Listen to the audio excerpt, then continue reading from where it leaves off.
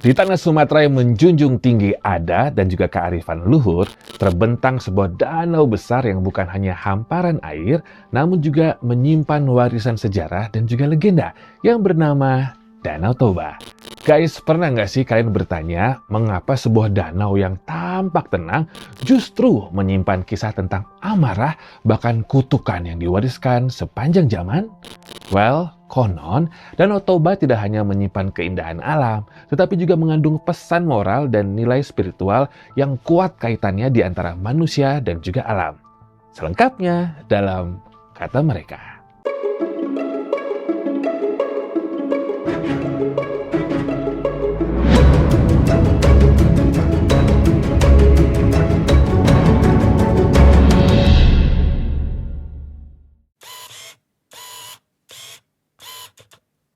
Oke, sebelum itu Bang Ruby pengen ngomong dulu. Horas! Danau Toba bukan hanya sekedar danau yang membentang luas di Sumatera Utara. Danau ini adalah hasil dari peristiwa alam yang besar sekaligus menjadi kisah yang hidup dalam ingatan masyarakat. Secara ilmiah, danau ini terbentuk akibat letusan gunung berapi purba raksasa bernama Gunung Toba. Dan ini terjadi sekitar 74.000 tahun yang lalu, guys. Belum lahir kan? Sama aku juga. Letusan ini dikenal sebagai salah satu letusan vulkanik terbesar di dunia. Dan gunung berapi tersebut meletus sangat dahsyat hingga mengeluarkan material vulkanik dalam jumlah yang besar. Runtuhan vulkanik ini akhirnya membentuk sebuah cekungan besar yang perlahan terisi air hujan dan sumber air lainnya. Sehingga terbentuklah Danau Toba yang sangat luas. Lalu kemudian nih, di tengah danau tersebut muncul juga sebuah daratan besar yang diakibatkan dari proses pengangkatan magma dari dalam bumi. Daratan tersebut hingga saat ini dikenal dengan nama Pulau Samosir.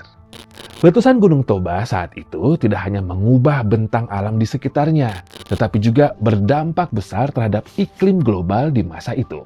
Letusan Gunung Toba ini juga sempat memunculkan hujan abu vulkanik yang menyebar ke seluruh dunia seperti selatan Afrika juga India. Sehingga dalam letusan ini menyebabkan perubahan iklim global selama ribuan tahun. Dari fenomena itulah akhirnya membuat Danau Toba menjadi salah satu danau terbesar di Asia Tenggara.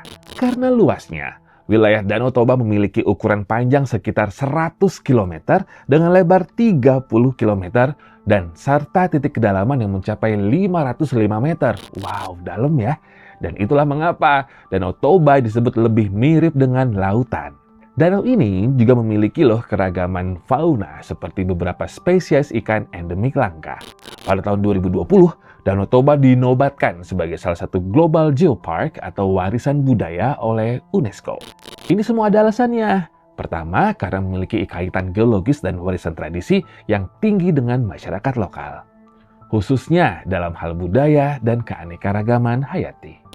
Namun nih, di balik keindahan alam yang disuguhkan, masyarakat setempat juga mengenal asal-usul Danau Toba melalui cerita legenda yang diwariskan secara turun-temurun. Nah, ini adalah cerita mitos yang menyimpan makna tentang kekuatan alam yang harus dihormati. Lalu, apakah cerita mitos itu nyata? Guys, Danau Toba tidak hanya dikenal karena keindahan alamnya yang luar biasa, tapi juga disertai cerita legenda yang ada di dalamnya. Dan kisah legenda ini menjadi bagian yang tak terpisahkan dari masyarakat Batak di sekitar Danau Toba. Karena menjadi cerminan antara manusia dengan alam dalam konteks spiritual. Kisah tentang kutukan seorang dewi yang menikah dengan manusia karena janji yang dilanggar.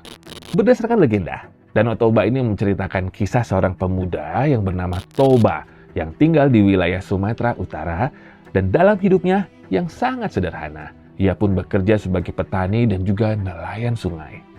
Dan suatu ketika, Toba pergi memancing ikan di sungai untuk dijadikan lauk makanannya di hari itu. Di saat menunggu ikan dengan pancingannya, Toba sempat berdoa agar hari itu ia mendapatkan tangkapan ikan yang banyak. Nah, nggak lama setelah itu nih, alat pancingannya Toba bergerak dengan cukup kuat. Dan ketika menarik kailnya, Toba ternyata mendapatkan seekor ikan emas yang sangat besar ukurannya. Nah, karena merasa senang dengan hasil tangkapannya, Toba membawa pulang ikan tersebut yang sangat besar namun bersisik emas, guys. Tapi di tengah perjalanannya, seketika Toba pun terkejut. Ajaibnya, ikan yang ditangkapnya tersebut berubah wujud menjadi seorang wanita berparas sangat cantik. Wanita itu mengungkapkan bahwa ia adalah putri kerajaan yang dikutuk menjadi ikan karena melanggar aturan. Setelah kejadian itu, Toba dianggap menyelamatkan wanita tersebut dari kutukan. Dan sebagai imbalannya, wanita tersebut rela dijadikan seorang istri. Namun ada syaratnya, yaitu untuk tidak menceritakan asal-usul yang sebenarnya pada siapapun. Nah, tanpa pikir panjang nih, Toba pun akhirnya menyetujui dan menikah dengan wanita cantik tersebut. Setelah mereka menikah, mereka pun dikaruniai seorang anak laki-laki yang diberi nama Samosir. Suatu ketika, Samosir diperintahkan ibunya untuk mengantarkan makanan pada ayahnya yang sedang bekerja. Karena merasa sangat lapar, Samosir pun menghabiskan bekal makanan yang dibuatkan untuk ayahnya tersebut.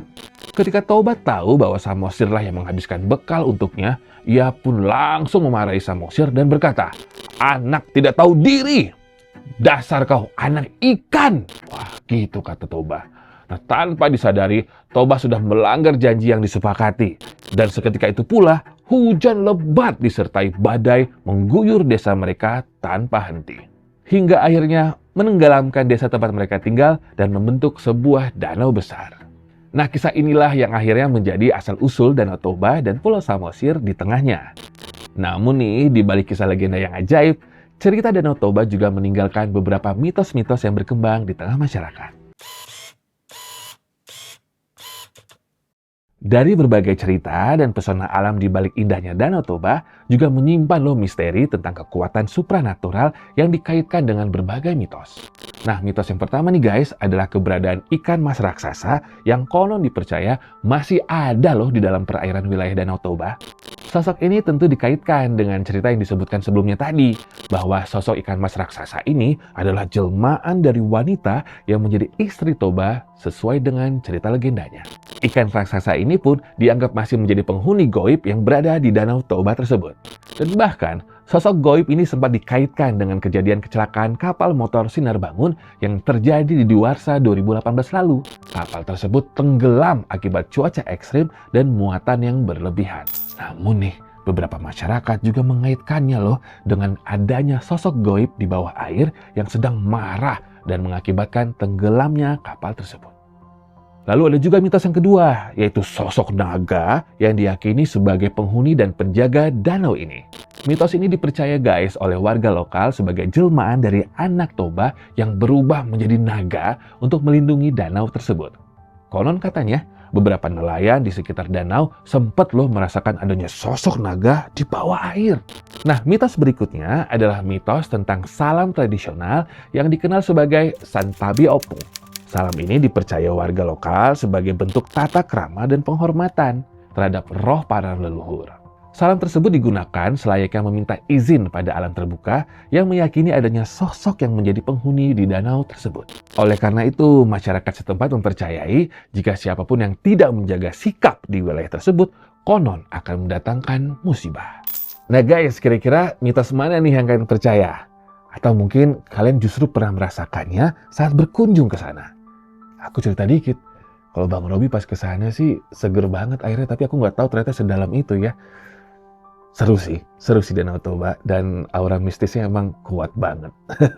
Nah, cerita mitos dan legenda Danau Toba tadi semata-mata bukan hanya cerita menakutkan ya, tetapi menjadi bentuk kearifan lokal yang mengajarkan kita semua sebagai manusia untuk hidup selaras dengan alam. Serta tentu aja menghormati adat istiadat yang diturunkan dari leluhur-leluhur kita. Dan bukan hanya sekedar cerita rakyat, melainkan cerita ini menjadi nilai penting secara turun-temurun tentang bagaimana pentingnya menepati janji, mengendalikan amarah, serta menghormati orang tua. Khususnya nih untuk generasi mendatang. So guys, terima kasih banyak. Sampai jumpa di kata mereka selanjutnya.